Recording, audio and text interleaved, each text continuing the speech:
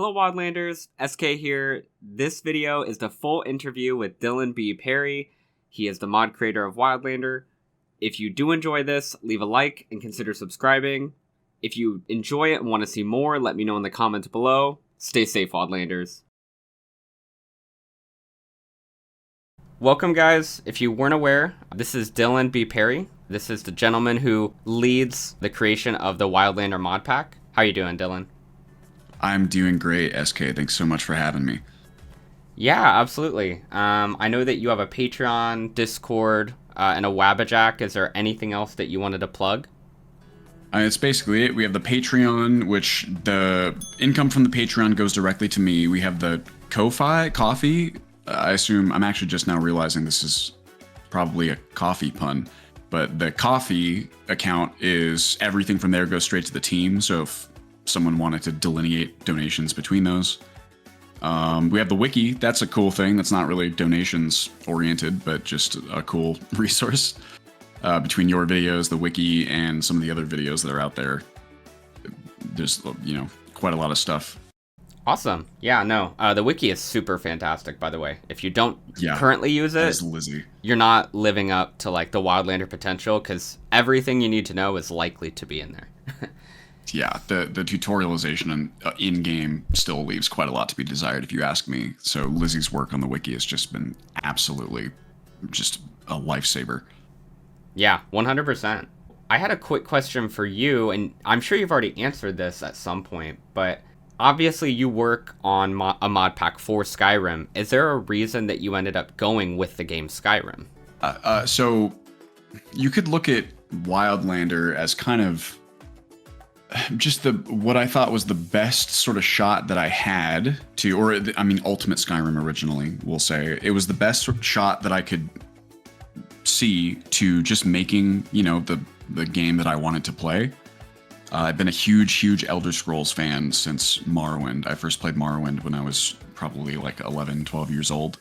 And I just think that they have done such an incredible job of creating this very detailed, very like intricate and interactive virtual world. And I felt that way about Oblivion. I felt that way about Skyrim. And with Skyrim, you essentially have the combo of the base game, which is already, this sort of massive, beautiful, very well realized world.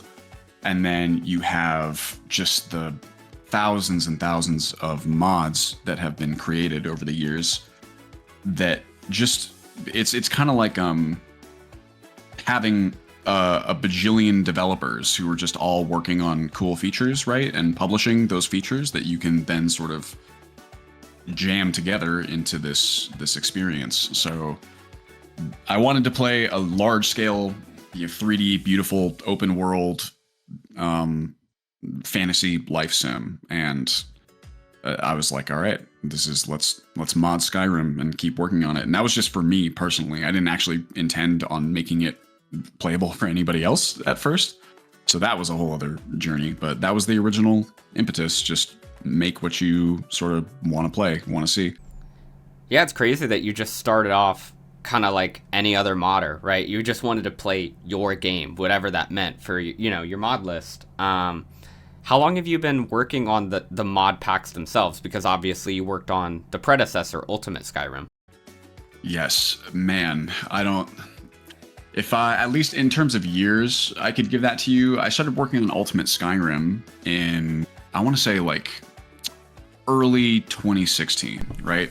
Jeez, wow. Yeah, it's been a long time. At that time, I wasn't working on it full time. It was like a hobby project, just on the side when I had more traditional employment. Around 2019, I want to say, maybe a little bit 2018, I made like my first real run at doing just mod pack stuff full time.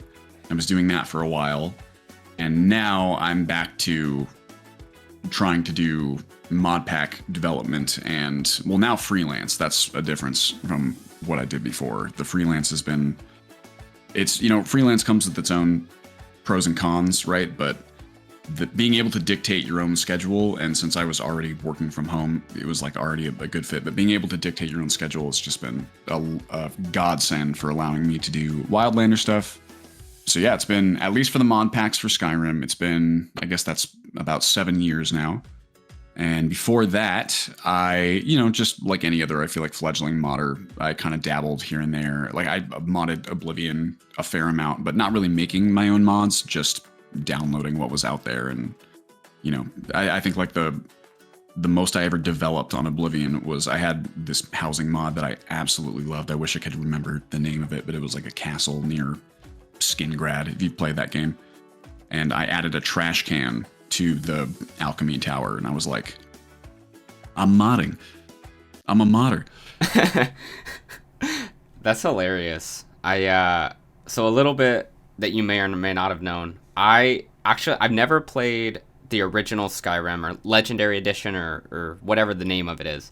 And I was doing a little bit of modding. I have no skills in that whatsoever. And I saw one of your videos where you were, working on Wildlander. It was before Wildlander had even been, like fully fleshed out yet. And I'm like, this is the game. I was watching you and I was like, this is what I want to play. This is like the game of my dreams. Like the way you described it, I'm like, I just want an ultra realistic, very immersive role play game where I can just get lost in these fantasy characters. And that's pretty much what you were describing and building, Yeah, that is the goal. That is really cool. I did not know that. And you definitely also, I'm glad that you were able to skip. Legendary Edition was a lot of fun, but also, my gosh, a lot of Special Edition has been just a godsend in many different ways. Yeah, fidelity being one amongst them. Fidelity, stability, just having a 64-bit executable. It's oof.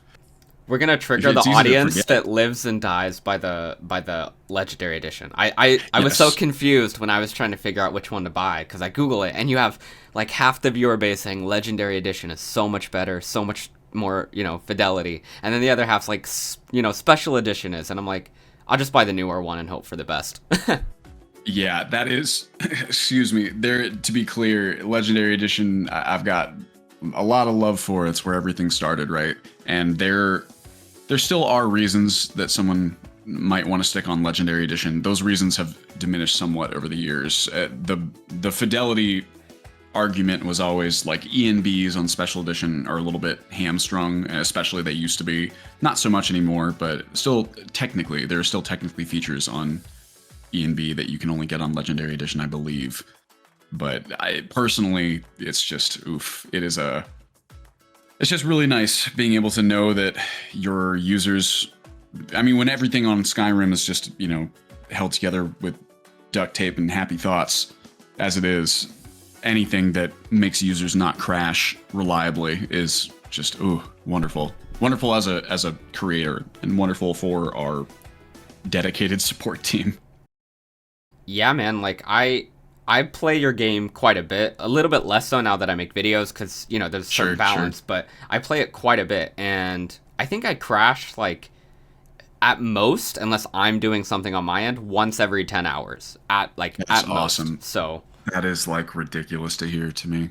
Yeah, and I've seen the sentiment all the time in the Discord, because I'm way too active when I should be working, and I see several people are like, yeah, I crashed finally after, like, 20 hours. I didn't save though, so big rip, So. Oh yeah, sure. That is great to hear though. I for the same reason you just mentioned, I do go and pop around the Discord every so often, but most of the time my Discord time is spent in like the team chat, just trying to work on stuff, so I don't get to collect as much sentiment as I would like to. No, I definitely get that. The more stuff you do, the busier you are, so definitely fair. Speaking of the Discord, I wanted to, because I asked, what other people had for questions. I think I remember mentioning that to you. Yes, I'm excited about that. And the legend who makes YouTube content, I enjoy his content, Kai C, he was like, if you, Dylan, were to make your own ideal game, would it also be an immersive, survival-focused RPG similar to Wildlander's design? Or would you, aim it in a different direction? It would definitely, the ideal game that I would make would just be Wildlander. It would just be, it would be an immersive fantasy RPG sim exactly in the same vein as Wildlander, just built specifically for the stuff that I want to do, right? There's a lot of different kinds of games that I enjoy. In terms of what really sort of, lights my fire for development, it's definitely an immersive sim like Wildlander. It doesn't even necessarily have to be, like a sword and sorcery fantasy setting. I think about playing with other settings quite a lot, but my ideal game to build would be very similar to Wildlander. It would be, I don't know, a cross between Morrowind, The Sims, Deus Ex, Kenshi, RimWorld, Dwarf Fortress, right? Think Dwarf Fortress or Kenshi, where, I don't know, you can control characters directly like we do in Skyrim. You'd be able to swap between different characters kind of on the fly and have kind of like that framework for almost like a god level view, the way you get in some, actually much like Kenshi. You would have, I don't know if you've ever played Stalker, the Stalker series, which is a big favorite of mine. There's an amazing fan-made project called Stalker Anomaly that merges the 3 Stalker games together and kind of creates this big, cohesive world. And there's this really cool mode called Azazel mode, where you can just kind of hop into the perspective of just many different characters randomly in the world. That is so intriguing to me. So yeah, it'd be what I want to build. The advantage of building a mod pack like on Skyrim with Wildlander is that you have all those developer features, right, that you didn't have to develop yourself. The downside is that Skyrim is a very, very different kind of game than, an immersive sim with real sort of systems interacting and kind of dynamic emergent gameplay. And even beyond that, there's just things like, UI things, or just certain ways that the engine works behind the scenes that make certain things that we want to do difficult. So I think a lot about one day, trying to branch off and sort of build this type of experience from scratch, with all the things I want to do in mind. It's just the time saved by having so much of this work done really is significant. Yeah, one day, 100%. The good news, kind of like what you said earlier, is because there's so much to work with for the project for Wildlander, this is a lot of, there's a lot of room for you to grow your skills and improve, which I'm sure you've done in 6 years, 7 years now that you've been doing Absolutely. This. Touching on the smaller systems that you mentioned, just kind of like all the different elements that you kind of use from other creators and stuff to build Wildlander. Do you have any plans on fleshing out some of the smaller systems like foraging, the Scrimshaw system, Strange Brew system, etc.? Oh yeah, I saw your video. Lizzie had linked it to me. I only got through about half of it because of that, I just had a bunch of stuff that I was doing today, and I was going to revisit it later. But the short answer is yes. I agreed with every single thing that you said in that video. I really appreciate you putting that together. I really enjoy getting that kind of feedback. Thank you for that. Yeah, it really was great, man. And I loved the concept of this. What did you title it? It's like, this is not a guide on foraging, because you just realized it's not really worth foraging, and so this is kind of my take on the foraging system. I thought that was brilliant. Thank you. Yeah, I felt very defeated because literally for I don't know if it was a month or 2 months now, time's been wonky, but I've been trying to make the video. I like making guide videos, and I really wanted to cover all the frameworks, like the basis that you guys have worked so hard to establish. And I kept looking at foraging like you're kind of the ugly stepsister in a way. I think it's a great system on its own. I just don't think right here in the world of Wildlander it fits as well as some of the other ones. Sure, or you can see foraging as a framework for, finding items in this fashion and having this skill-based progression for the different types of foraging or sub-foraging, I guess you might say. But the rewards that you get just sort of always having a more fun or a more accessible alternative. It's just the reality of the system, I think. I just think it's cool to sort of acknowledge that reality in your video versus, it's like when you realize you're trying to sort of fit a round peg into a square hole it's like, I want to make a video showcasing how fun and useful foraging is, and it's not, right? Or it's just comparatively not at this point in time, or maybe it's useful for like role playing. But yeah, to answer the question, short version, I would absolutely love to expand the foraging system. There's really the roadmap, the milestones that are visible there is probably the best resource for just sort of explaining. It has most of the systems that I would like to expand and some degree of how I would like to expand them, but to be honest, not really. A lot of the descriptions are just still placeholder. I've been sitting trying to basically get my income set up so that I can go to the roadmap and say, hey, here's exactly what I want to do with each of these, right? So yeah, short answer is yes. This project is obviously, it takes us quite a while to do. Well, it really depends on the scope of changes, right? Like something like a foraging pass, that I could probably do comparatively easily. The religion system, it just depends on how much is there and how much, like what the changes are. Like something like foraging, the skeleton's pretty solid. It's more about what it yields, how much time it takes, these things. Those are easy. That's a matter of, tweaking numbers or adding new items at just to get it at a baseline, a little bit more valuable as a system. When you talk about adding in whole other systems, which is also something I'd really like to do, it's frankly what I'd like to do even more. That takes a long time. But yeah, I guess the short answer is yes. I would love to do that. And I would say to anyone who's curious about what we'd like to do, sort of check out the roadmap, especially over the coming month or so, because we'll be filling out a lot of those description details. Yeah, no, I agree with everything you said. I think, potentially for the foraging system, instead of, just kind of covering that system by itself, amongst other things in an update, you could even tie it in with some of the other stuff you're updating, you're adding, like, let's say Absolutely. You do a druid focused portion on an update. Foraging, works perfectly with that, in my opinion. So definitely options Totally. There. It gives you fun themes too for your updates. There's a lot of fun stuff that you could do there. I think that's a great idea. Yeah, exactly. And it seems like you've already kind of got themes going anyways, so it works out. I'm sure we'll see more from you guys as time goes on. Sure.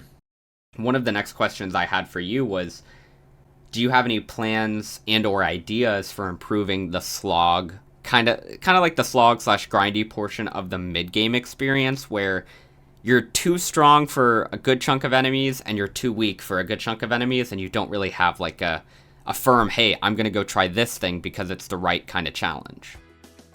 So mid-game is historically a problem, right, in Requiem.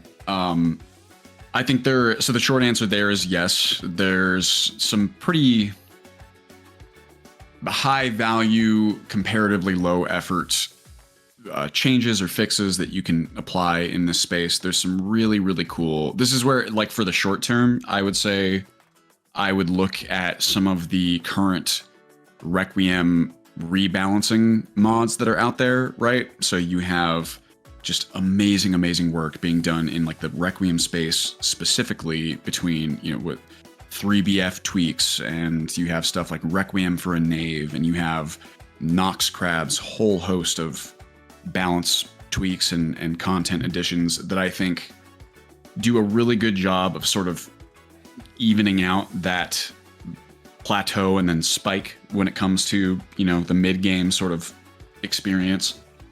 The long-term kind of goal for me is it's a sort of, it would require doing those things, but it's almost sort of like a different paradigm of looking at early, mid, late game, right? What I'd eventually like to do, just, in the vein of making the game more and more into this sort of reactive, real virtual world, so to speak, is leaning heavily into like organic factions and sort of dynamic NPCs that are out in the world, doing actual things. to sort of further their own ends. I don't know if you're familiar with the organic factions framework, but it's, for anyone who isn't, it's an AI based, not AI like Chat GPT AI, although frankly, we might see some crazy developments there, but it's a AI game logic AI framework for creating little like NPC groups with, their own goals and their own kind of, almost think like a Shadow of Mordor style, like hierarchy, along with sort of dynamic exploration AI that has them go out and do things based on the goals they set for themselves. That's kind of my long-term vision for the game experience. And in that perspective or framework, you might say, I kind of imagine the mid-game, the role of it being I don't know, it's like wherever your character, whatever you decide to do with your character, right? Whether it's adventuring or some form of, commerce, or I don't know, something very character interaction based, right? Where you're really building out relationships with towns or some of these factions. I kind of imagine the mid game serving as this, like, when you first start to me, the mid game should almost feel like the most fun. Early game is fun because you're weak. It's always fun to feel like you have to use every single thing that you have available to you, and it's the fear that you have just out in this dangerous world, I think, is a very, very fun experience. But to me, the mid game, instead of being this slog, should sort of be when you first start to experience how do I put it? The positive rewards of whatever it is that you've been working towards, right? Analogously, let's say, you're a commercial, you're a traveling merchant of some kind, right? The mid game, I would want for that type of character to start when it's like, okay, I've amassed a fair amount of wealth. I've built myself like a little sort of commercial mini empire here. And now I can start to go out into the world and make a name for myself. It's kind of a roundabout answer. But yes, I would like to address that. It's like, if you ignore all that and just table it, we'll say in the meantime, enemies that you're going to go and fight in the mid game should get a little bit of a boost. I'm thinking about maybe taking the Forsworn and having them fill that role a little bit, or even just within these factions, right? Like have like a sliding scale. Like I would ideally prefer if, enemy types weren't limited to just early, mid, late. I would like it if there were, bandits that could give you interesting mid and late game things to do. I would prefer if there were Falmer that, maybe a little weak Falmer that you could do something with in the early game. So it's a strange way maybe to answer the question. Hopefully it's not too esoteric, but you can hopefully see kind of where we're going with it. No, you painted a great picture with that, and I had some ideas for how you could do that, one of which was just adding different enemies that you use to fill that role, but I had a couple other ideas. I think yours, which is why you're the mod creator, is the best. I hadn't even thought of making enemy types sort of the lines blurred, so, dragons, well, I don't know if dragons are a great example, but skeletons, for instance, aren't just early, mid, or late game. They can have variations that are obvious to tell they're just, much tougher. So, no, that's a great answer. I love, if you look at all the different enemy types that are in the game, even now, and for whatever it's worth, I do think, adding more creature variety, like you can fill some of those gaps, like that is a good idea. To me, it's just, you have all of the different enemies in the game, they all have such interesting things about them, right? And these sort of, not just difficulty based, but like thematically based differentiators between them, right? Like so you have Falmer being these like very poison using, like, they're ancient elves, they use a lot of poisons, they have a lot of stuff for navigating like dark spaces. Their sort of little mini society that exists is really interesting, right? Bandits are interactive humans. They're humanoids who are, as smart or as dumb as any other human. So just you have a lot of fun things that could happen in there, and even just based regionally on where they are. Skeletons, Draugr, Undead all have really unique things about them, like the sort of stuff that they guard, the reasons that they're there. the way I think, the reason that I think that's like a much more interesting kind of approach is that it just feels like an underutilization to have these different enemy types basically just exist as, you know, combat adversaries. Or if they were only even going to be combat adversaries, it's just a shame that you only get to sort of interact with them at one point in your character's journey. Like, there's not a lot of reasons to go and fight something that you're severely underclassed against. I don't know if that makes sense, but I envision this sort of scenario where, like, you know, if you're some sort of apothecary character, someone who maybe is dabbling in both new poison magic and also kind of alchemical poisons or bombs or whatever, it would be so cool if you could sort of actually go and either take down some Falmer and get their sort of unique ingredients or armors that kind of fill this role. Or, I mean, if you could even interact with them, if you didn't necessarily just have to fight them, there's just so much potential there, right? There's so many interesting sort of interactions that you can imagine that don't exist kind of in the game now. And that's kind of where it's like why it's a weird answer maybe for a question that is, can we have a little bit more depth in the mid game, right? But that to me, that would be like true depth. It's obviously a ways off from where we are now, but that's the kind of the stuff that we're thinking about. Yeah, no, I think that's the best direction to go in. I think, kind of adding on to what you were saying, it adds value to every subset of enemy in the game because they serve multiple purpose, whether it's you can communicate with them and sort of you have to balance, like, am I going to fight you or am I just going to talk to you? And also, can I fight you at level 1 and can I fight you at level 20? So no, I love that. That's super excited for that. And it's like, if we're friends, you and I, me and the Falmer, who does that upset if we're friends, right? Are there going to be people, it's like, the Falmer killed my family. I found out that you're friends with them, so I'm not friends with you anymore. Like, what doors does that close and how does that impact like your story too? Yes. I love the multi-dimensional decision making. Right. So Rain Warlord had a question, and I think it's a good one. If you had no technical challenge, what's one feature you would implement to Wildlander? No technical challenge.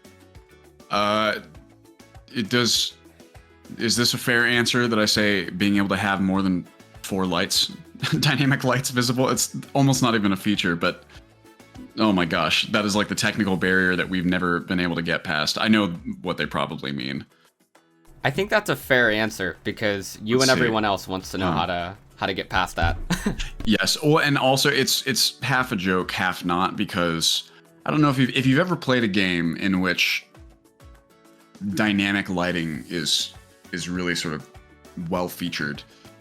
My God, the degree of difference that can make atmospherically, mechanically, right? This Wildlander and Skyrim, it's an experience where you can spend a lot of time sort of in dark areas, right? Like, you're plumbing the depths of the earth, or you're stalking about a city at night, and these, like, lighting and shadows can just put you there in a way that other things kind of struggle to do.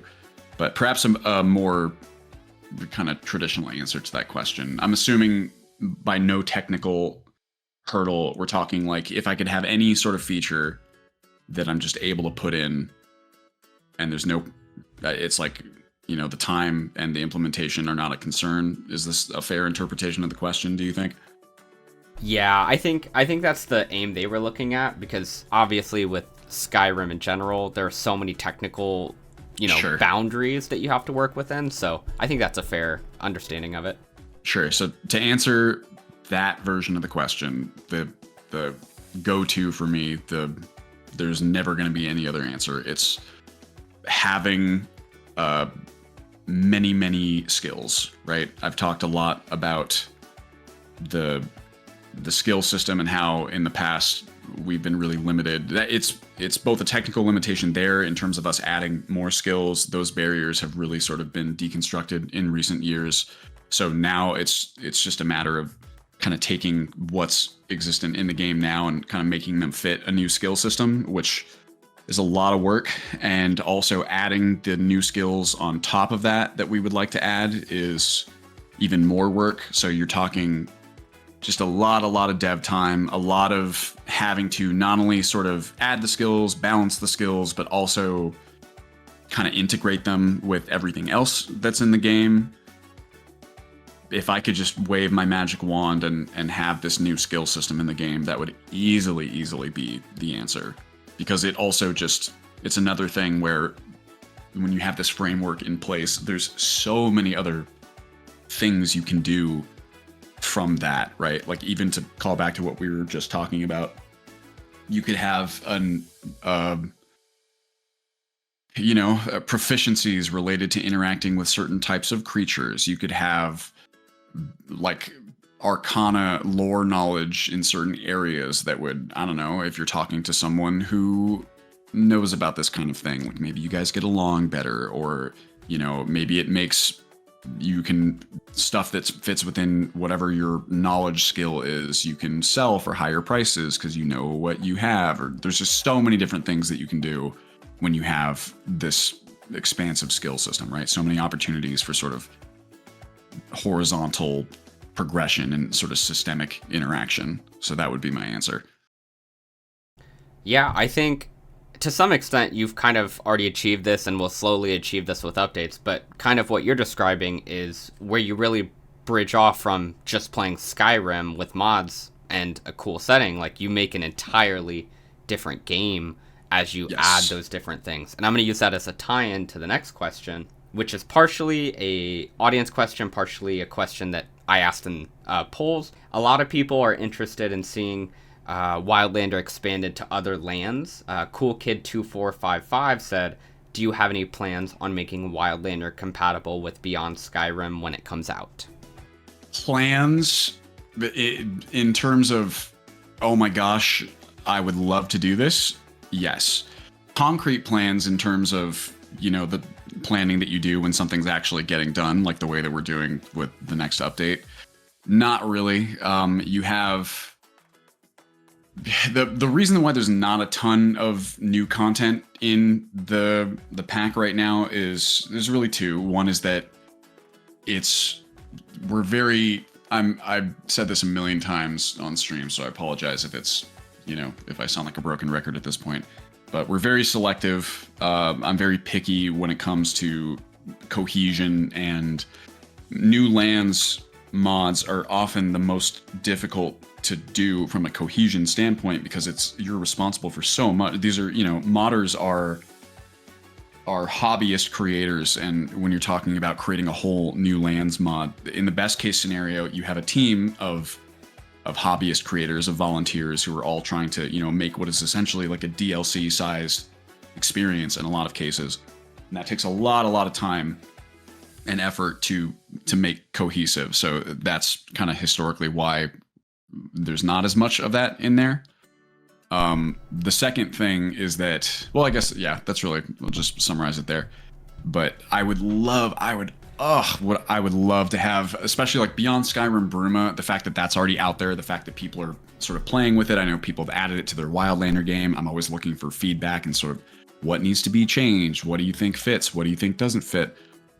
My dream sort of experience, if I was still working on Wildlander, would be to have all these different lands that you could go to and have each of them, offer sort of unique components to your gameplay experience, whether it's, there's different types of the items that you can, powers that you can find there that you can't find elsewhere, that kind of interact with the stuff back in Skyrim in a unique way, or just, new characters and quests and stories that allow you to have a different story with your own character. There's like so many cool things. It's just it's a tough prospect. But I would like to do that. I would love to have, I've never spoken with the Beyond Skyrim team. I know a couple of them, right? Like, we all modders, it's not a huge group of people in terms of, like the active spaces. So I know a couple of them. I'm always following the work. I would love, I'm to be honest with you, my pipe dream is actually like with the work that Rebel's Eyes is doing on Skyblivion. My what I would love is like, oh my god, imagine if we could just add Sky Oblivion, or like just, you know, they've recreated Oblivion like in the Skyrim engine. So like if you could utilize that and just kind of have this, you know, you essentially have two big fucking provinces, pardon my French, that you could sort of, I don't know, live in either, do stuff in either, do stuff in both. Almost like a Tale of Two Wastelands kind of scenario from, I think it's Fallout 3 in New Vegas. Short answer, yes, I guess. No, that's really cool. I love the idea of you trying to do something like that, you and the team. Again, kind of like you were saying, though, you're trying to do a full DLC-sized project at that point without having a full DLC team, you know, because you are volunteers and, you know, you don't do this for a living as much. So definitely understand that boundary. I know that you have to go here shortly. Do you have time for one more question, or do you think it'd be better to wrap it up here? I absolutely do have time for one more question. I was just on my phone making sure that I did, but I do.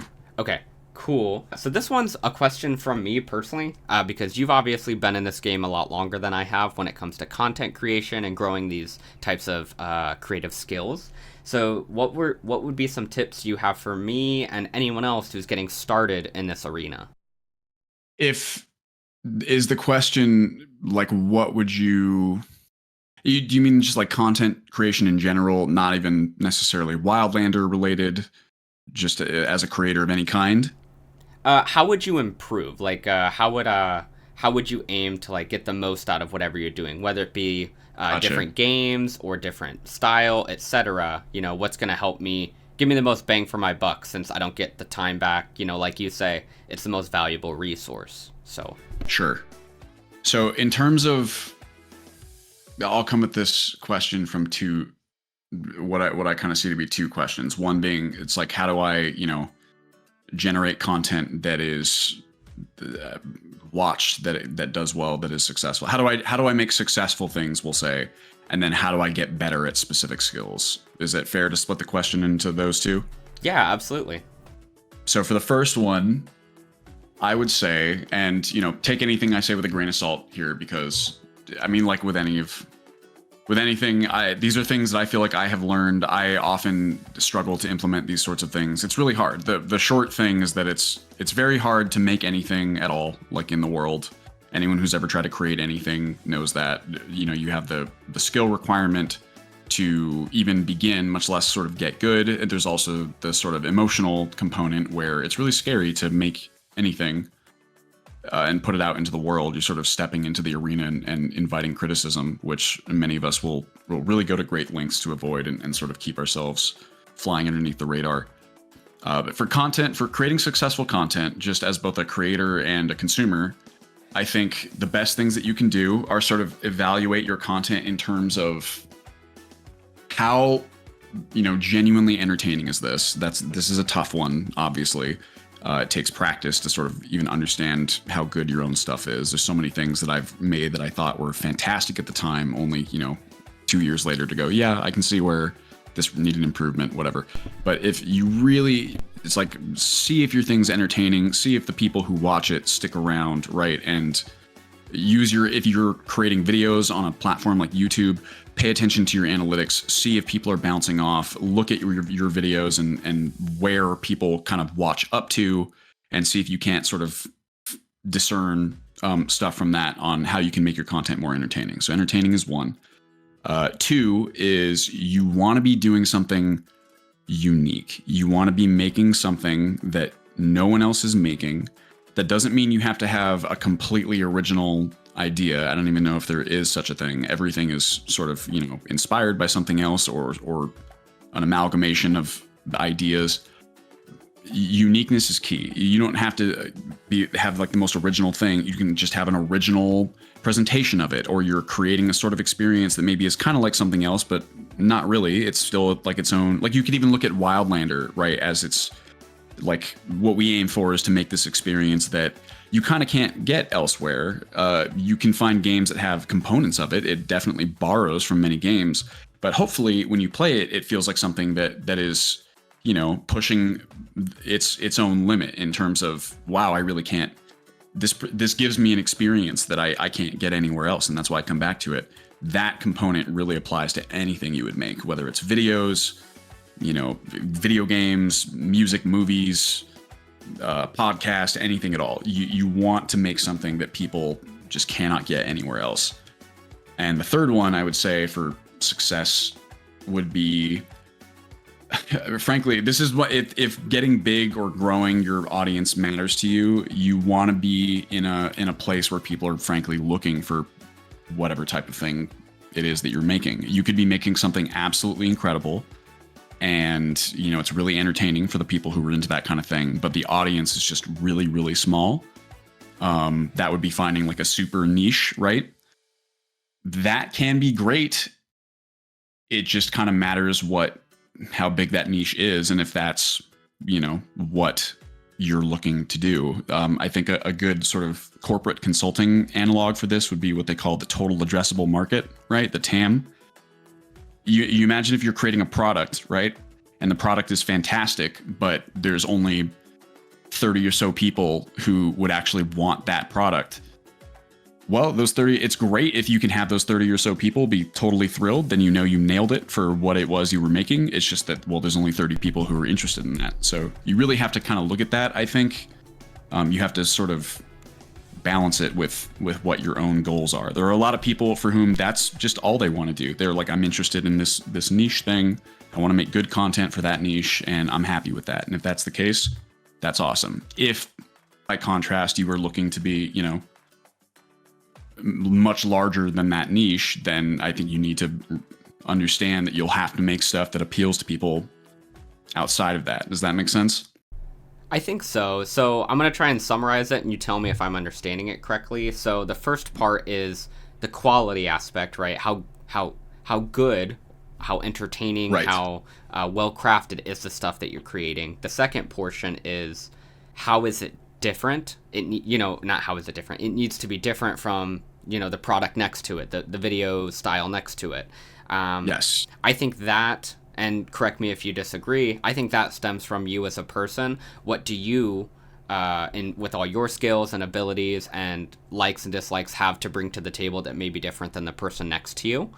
Absolutely.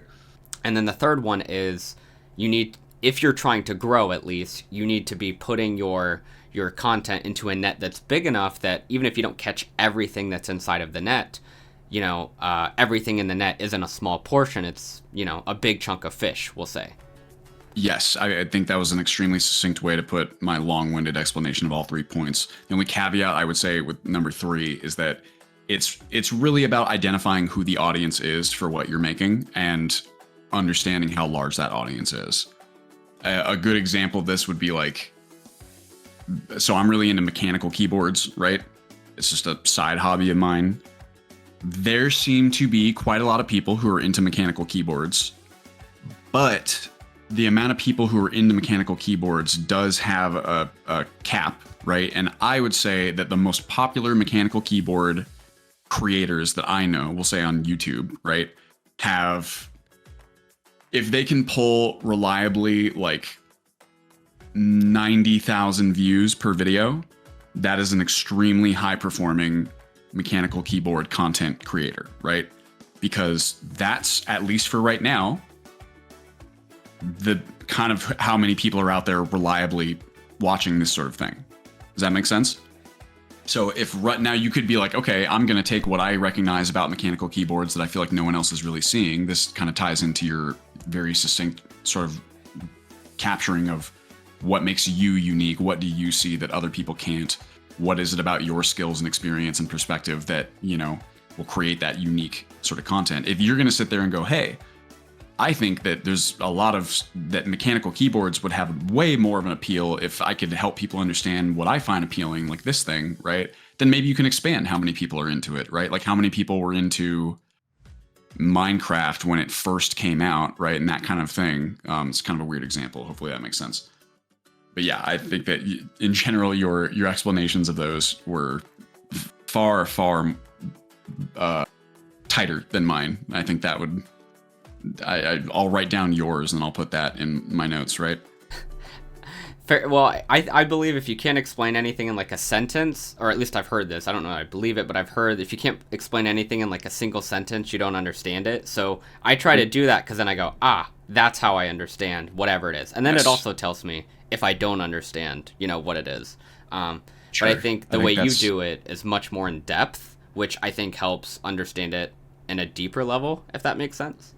Sure, it's very kind of you to say. Sometimes I think that's true for me. Other times, jury's out. But yes, there's the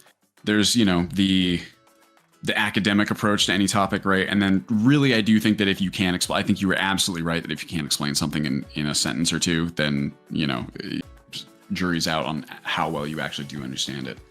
But for the final. Or for the other part, that was like a two-pronged, right? For number 2, kind of like how do you grow any sort of skill, whether it's content creation or something else. I would honestly say the most important component, and again, take what I say here with a grain of salt, because I'm just a dude out there like anyone else trying to make stuff as best as I can. The most useful thing that you could possibly do is really try to be kind to yourself. This is something I think most humans struggle with to some degree. Is the scariest, most powerful people out there to me are the people who really have this shame resilience, who can sort of attempt things, have it not go exactly the way that they thought, and then just sort of keep right on trucking. Either some people seem to like enjoy the failures or the I don't even want to call them failures or missteps. They're such loaded terms, but just that when you try to do anything at all, especially if you're a beginner and especially if you have no background in the thing, like there's going to be a curve.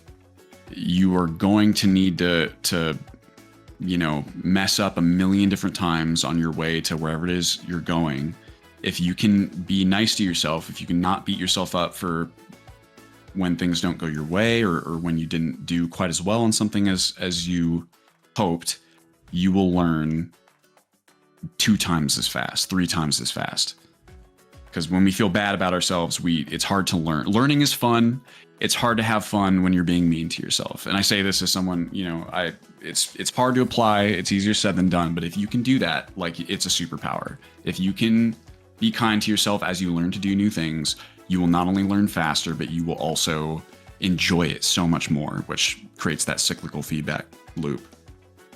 Less esoterically, less sort of emotionally, you might say, a pragmatic way I found, actually my wife, who's an organizer par excellence, has really helped me with setting up systems for checking in on my progress, right? This is a really, really more pragmatically useful tool for getting good at anything. Try to identify when let's say you're trying to learn a new skill.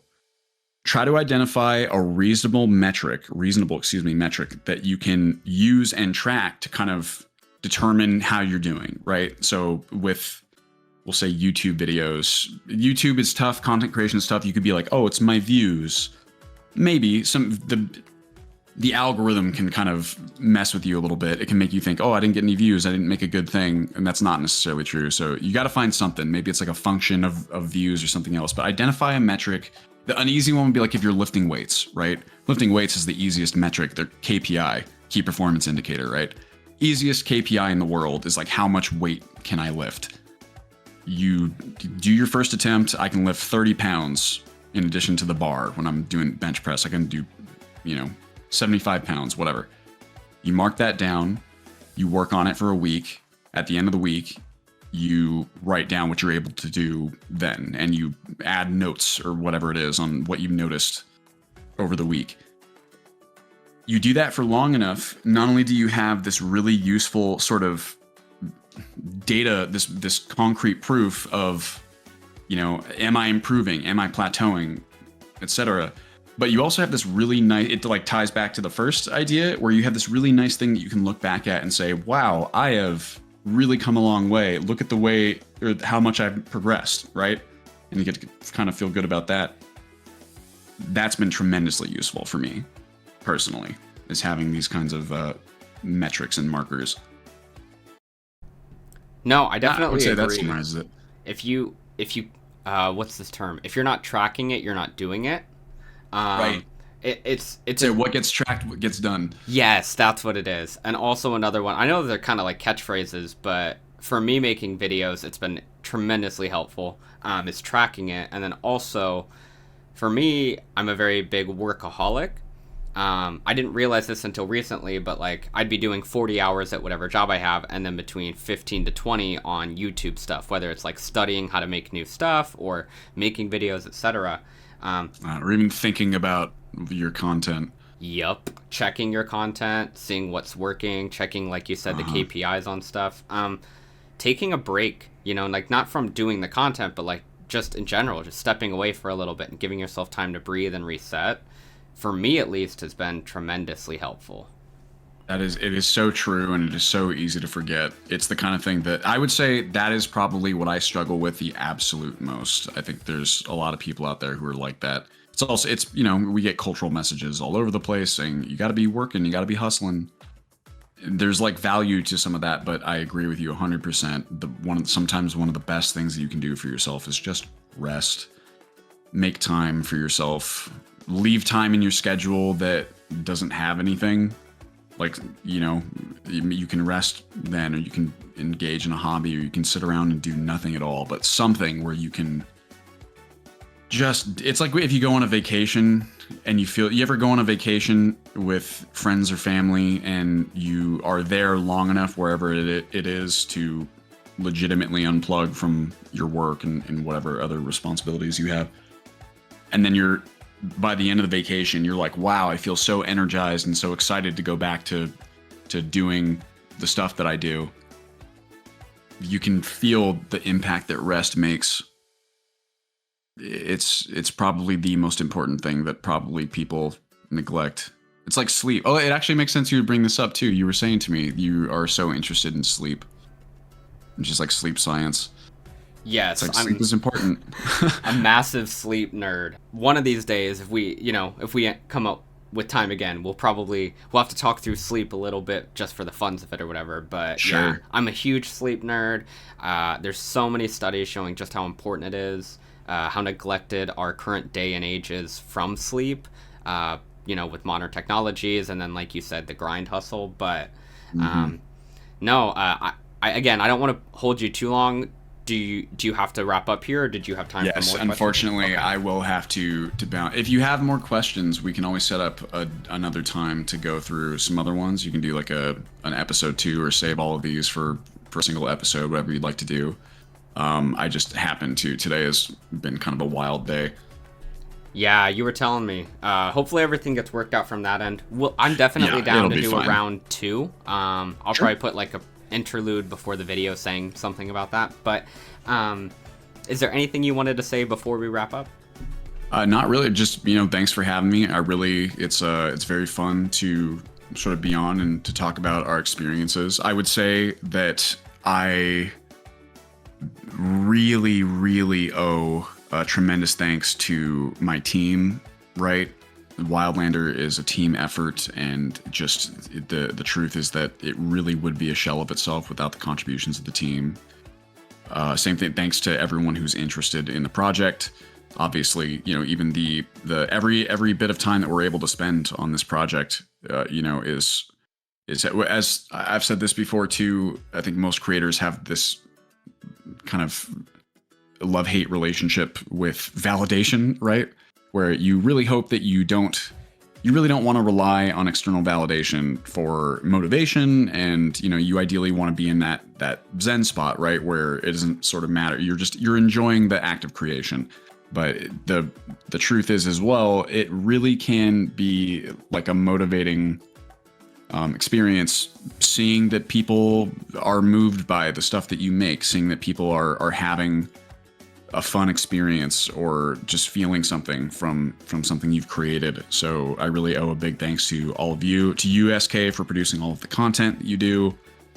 And yeah, just thank you very much. And it was a really fun time being on answering your questions. Yeah, thanks for to do it being again. here. Happy to make content on such a great game. I'm excited to see the future of it. Thank you to, like you said, everyone else who's been involved in the development of this process and everything, and the wonderful community for all the feedback that they give, which is mostly, positive. And I hope everything from your end wraps up well, Dylan. I know that you've got stuff going on, so I hope you have a great rest of your day. Thank you very much, SK. You too. Talk to you soon. Peace.